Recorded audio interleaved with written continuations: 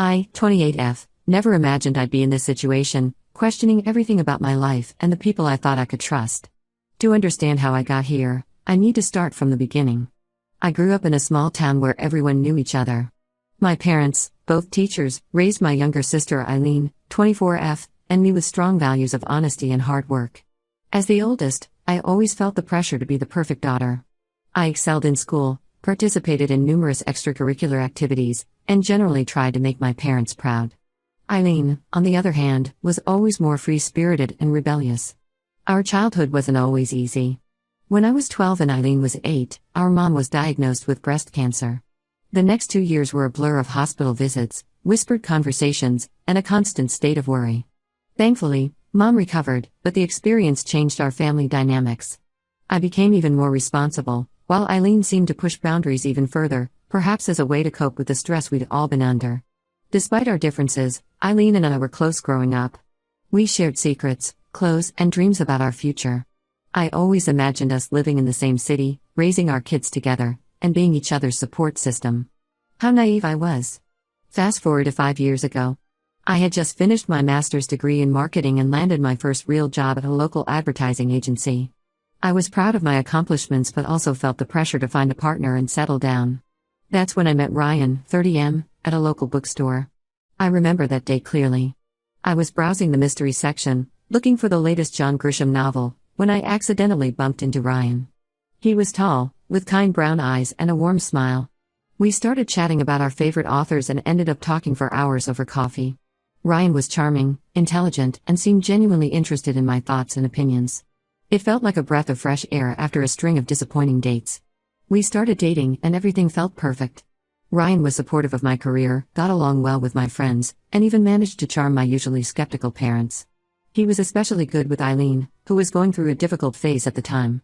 She had dropped out of college and was working a series of part-time jobs, much to our parents' dismay. Ryan often acted as a mediator during family arguments, always finding a way to calm everyone down. As our relationship progressed, I started to envision a future with Ryan. We talked about marriage, kids, and buying a house together. I thought I had found my happily ever after. But looking back, there were signs that something wasn't quite right. About 2 years into our relationship, Ryan started to become distant. He would cancel plans at the last minute, claiming work emergencies. When we were together, he seemed distracted, often checking his phone. I tried to talk to him about it, but he always brushed off my concerns, saying I was being paranoid. Around this time, Eileen started to turn her life around. She enrolled in community college and got a steady job as a receptionist. I was proud of her progress and grateful to Ryan for being a positive influence on her. If only I had known the truth. The real turning point came on our 4th anniversary. I had planned a surprise dinner at the restaurant where we had our first date. I arrived early, excited to celebrate our love. But as I waited, the minutes turned into hours, and Ryan never showed up. My calls went straight to voicemail. I sat there, feeling humiliated as the waitstaff gave me pitying looks. Finally, after 3 hours, I went home, my perfectly planned evening in ruins. The next day, Ryan called with a flimsy excuse about a work crisis and his phone dying. I wanted to believe him, but doubt had taken root. Over the next few months, our relationship became increasingly strained. We argued more frequently, often about small, insignificant things.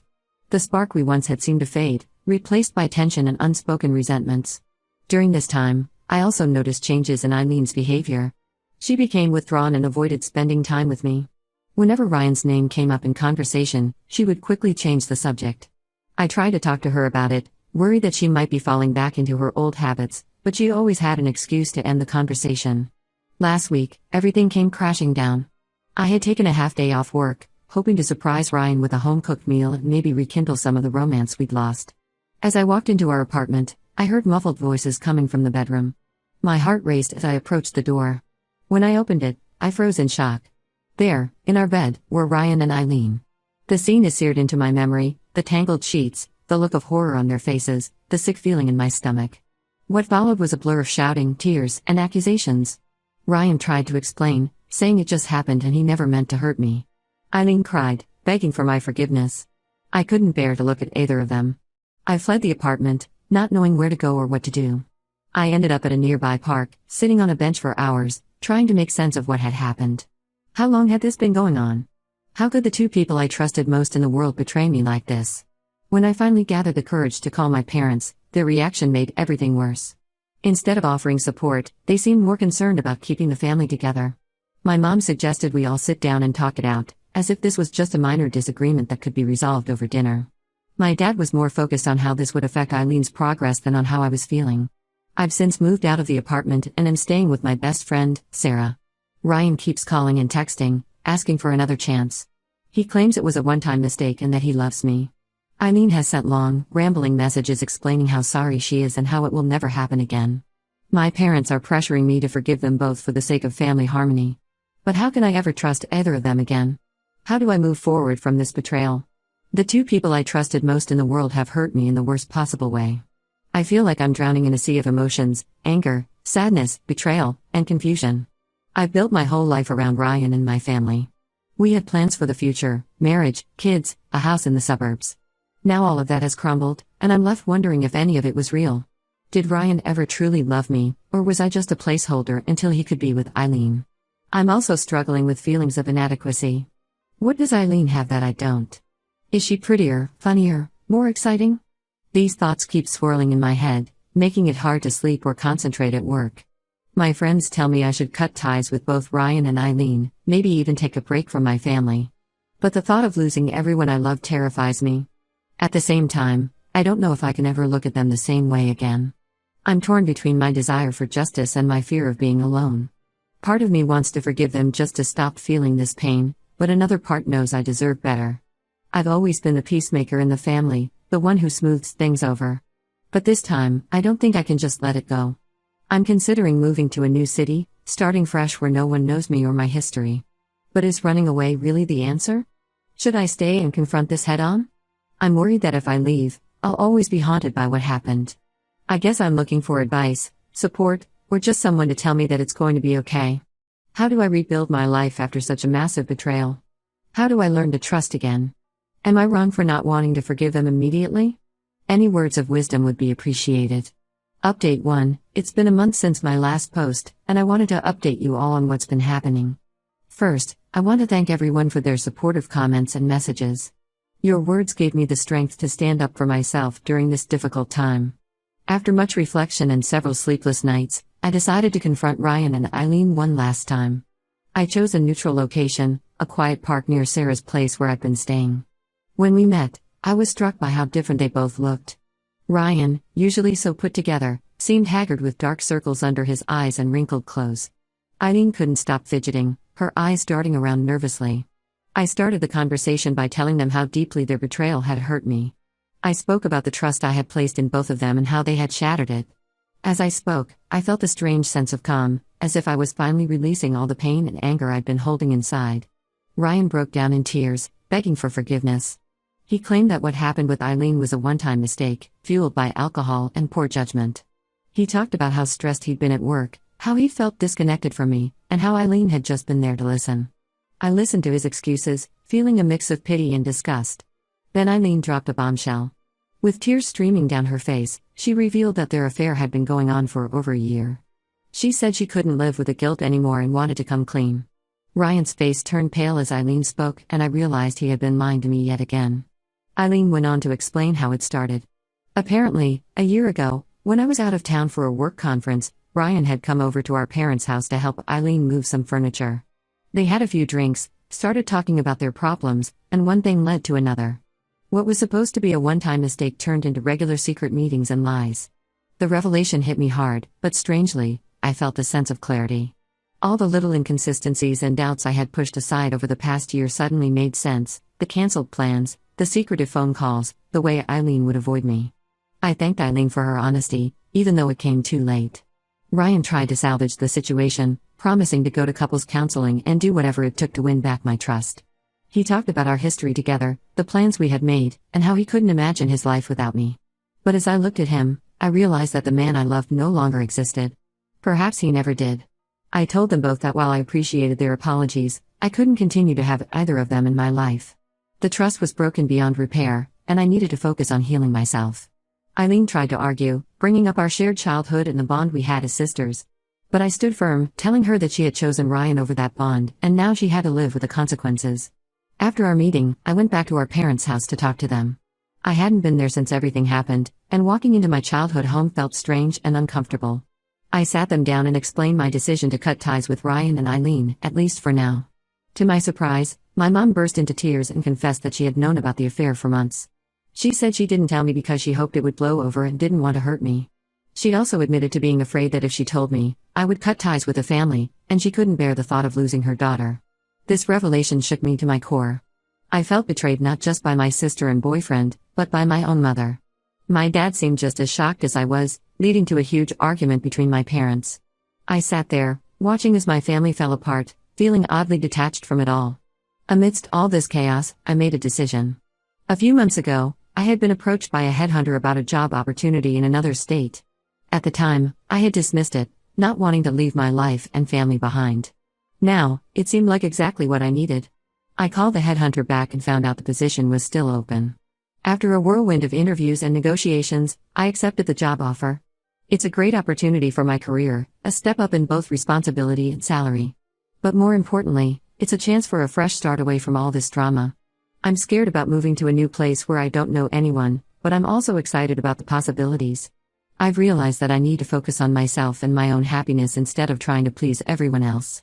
As for Ryan and Eileen, I've blocked their numbers and social media accounts. It's painful, but necessary for my healing process. I've also told my parents that I need some space from them, especially my mom, to process everything that's happened. The hardest part was packing up my things from the apartment I shared with Ryan. Sarah came with me for support, and we spent a day sorting through years of accumulated memories.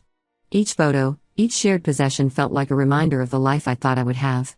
But as I packed, I also felt a sense of lightness, as if I was shedding an old skin and preparing for a new chapter. I know the road ahead won't be easy. I'm leaving behind everything familiar, my job, my friends, my family. But for the first time in weeks, I feel hopeful about the future. I'm taking it one day at a time and learning to trust myself again. Thank you all for your support during this difficult time. I'll update again once I've settled into my new life. Update 2. It's been 6 months since my last update, and I wanted to share how things have been going. The move to the new state was challenging at first, but it turned out to be exactly what I needed. I've thrown myself into my new job, which has been both demanding and rewarding. The change of scenery and the opportunity to meet new people have done wonders for my mental health. My new job is at a larger advertising agency, and the projects I'm working on are more complex and exciting than anything I've done before. It's been a steep learning curve, but I'm enjoying the challenge.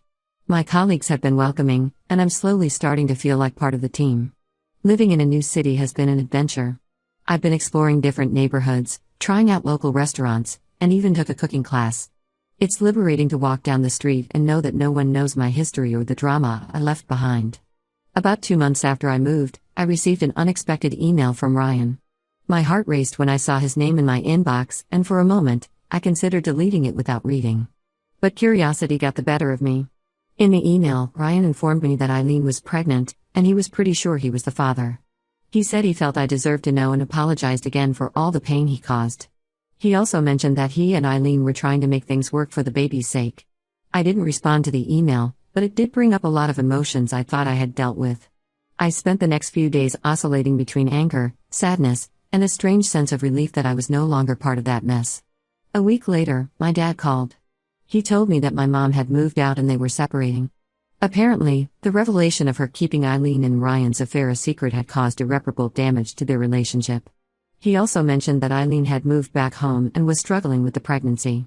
I felt a mix of emotions, sadness for my family falling apart, anger at the continued drama, but also a sense of detachment. I realized that while I cared about what was happening, it no longer had the power to derail my life. I was building a new life for myself, one that didn't revolve around their drama. On a more positive note, I've started to make friends in my new city. There's a group of co-workers I often go out with after work. We've had movie nights, tried out new restaurants, and even did an escape room together. It's nice to have people to talk to who don't know my history and just accept me for who I am now. I've also joined a local hiking club. It's been a great way to explore the natural beauty of my new home state and meet people outside of work. Last month, on one of our hikes, I met someone named Alex, 32M. We bonded over our shared love of nature and photography. We've been on a few dates, and while I'm taking things very slowly, it's nice to feel that spark of attraction again. Alex knows I've been through a tough breakup and has been respectfully patient. One of the biggest changes in my life has been starting therapy. After everything that happened, I realized I needed help processing my emotions and working through my trust issues. My therapist has been helping me understand my patterns in relationships and how to set healthy boundaries. It's been challenging at times, dredging up old memories and confronting hard truths about myself, but I can already see the positive impact it's having on my life. As for my family, I've maintained minimal contact. I exchange occasional texts with my dad, mostly just checking in to make sure he's okay. I'm still not ready to have a real conversation with my mom or Eileen. I know at some point I'll have to deal with the fact that I have a niece or nephew on the way, but for now, I'm focusing on my own healing. This experience has taught me a lot about resilience and self-worth. I've learned that it's okay to put myself first sometimes, and that I don't have to set myself on fire to keep others warm. I'm proud of how far I've come and excited about what the future holds. There are still days when I feel sad or angry about what happened, but those days are becoming fewer and farther between. I'm learning to trust my instincts more and to value myself enough to walk away from situations that aren't good for me. Thank you all for your continued support. I'll update again if there are any significant developments. Update 3. It's been a year since my original post, and I wanted to give you all a final update. Life has a funny way of surprising you when you least expect it. First, the big news: Alex and I are now officially a couple. Taking things slow really helped us build a strong foundation of trust and communication. He knows about my past and has been incredibly supportive. It's refreshing to be in a relationship where I feel truly respected and valued. We recently took a weekend trip to the coast, and as we watched the sunset together, I realized how far I've come in my healing journey. My career has been going well too. I recently led a successful campaign for a major client, which has opened up new opportunities within the agency. It feels good to be recognized for my hard work and creativity. As for my family situation, things have taken an unexpected turn. About 3 months ago, I received a call from my dad. He told me that Eileen had given birth to a baby girl, but there had been complications. Eileen needed emergency surgery and was asking for me. Despite my reservations, I decided to fly back home. Walking into the hospital was surreal. I hadn't been back to my hometown since I left, and everything felt both familiar and strange. Seeing Eileen in the hospital bed was a shock. She looked so vulnerable and different from the sister I remembered. We had a long, tearful conversation where she apologized profusely for her actions. She also revealed that Ryan had left town shortly after finding out about the pregnancy, refusing to take any responsibility. During my stay, I also had a heart-to-heart with my mom. She expressed deep remorse for hiding the affair and explained that she was trying to protect both her daughters in her misguided way. While I'm not ready to fully forgive her, I understand her perspective better now. We're taking small steps to rebuild our relationship, starting with weekly phone calls. As for my dad, seeing him take care of Eileen and the baby softened my heart towards him. He stepped up as a grandfather and has been a rock for the family during this difficult time. We've started to rebuild our relationship, and I'm grateful for his unwavering support. The most surprising development? I formed a bond with my niece, Lily. Holding her for the first time, I felt a rush of love I didn't expect. She's innocent in all of this, and I've decided to be a part of her life, even if it means navigating a complicated relationship with Eileen. I'm not ready to forgive and forget, but I'm open to slowly rebuilding some form of relationship with my sister for Lily's sake. I'm back in my new city now, but I plan to visit my family more often. Alex has been incredibly understanding about the whole situation and has even offered to come with me on my next visit. His support means the world to me. This past year has been a roller coaster of emotions, but I've come out stronger on the other side. I've learned the importance of setting boundaries, the power of forgiveness, both for others and myself, and the ability to find happiness in unexpected places. I still have moments of doubt and pain, but they no longer consume me. I'm focusing on building a life that makes me happy, surrounded by people who truly care about me. My relationship with Alex is growing stronger every day, my career is flourishing, and I'm slowly rebuilding connections with my family on my own terms. To everyone who's followed my journey, thank you for your support and advice. Life isn't perfect, but I'm in a much better place now. I'm looking forward to the future with hope and optimism, ready to face whatever challenges come my way.